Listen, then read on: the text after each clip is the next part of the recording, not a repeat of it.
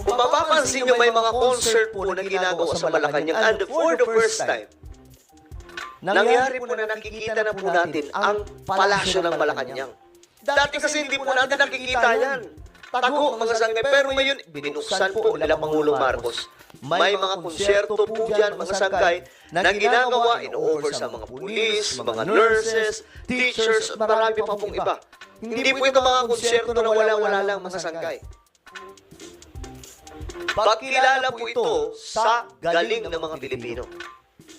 At ang ganda nga po, nakikita po natin, nagkakaroon po ng buhay ang palasyo ng Malacanang.